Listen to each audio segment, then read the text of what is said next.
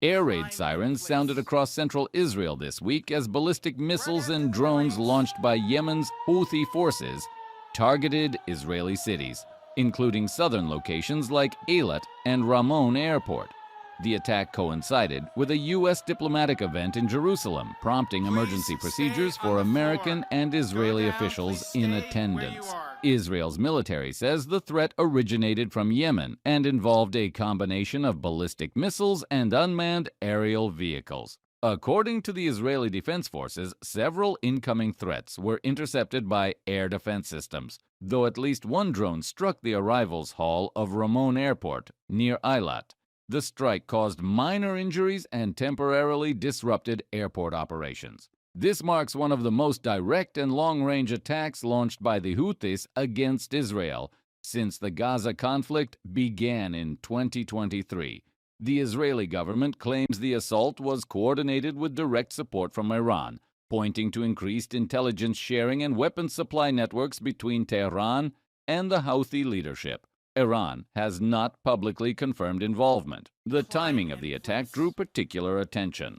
Sirens activated during a U.S. Independence Day ceremony held at the American Embassy compound in Jerusalem. While there were no injuries at the event, attendees were evacuated to shelters as a precaution.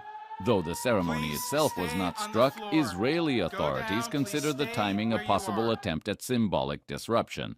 The escalation follows Israel's recent airstrikes in Yemen, targeting senior Houthi commanders in the capital, Sana'a.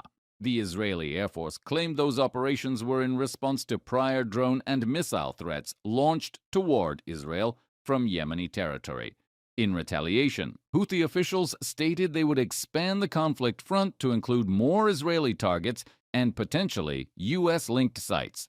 Since late 2023, the Houthis have fired missiles and drones toward Israel on several occasions, often intercepted before reaching urban centers. However, recent strikes have demonstrated improved range and accuracy. Defense analysts believe the Houthis are now using more advanced Iranian-supplied drones and missile systems capable of reaching central and southern Israel. United Nations officials condemned the latest round of attacks, warning that the use of long-range weapons against civilian infrastructure or diplomatic locations may violate international humanitarian law. The UN has called for restraint on all sides, stating that further escalation could destabilize a region already strained by the Gaza conflict, tensions in southern Lebanon, and maritime incidents in the Red Sea. The United States has expressed concern about the safety of its personnel in Israel and is reportedly in communication with both Israeli and regional partners regarding the security situation. While no formal retaliation by the U.S. has been announced, the Pentagon has not ruled out increased regional defense coordination.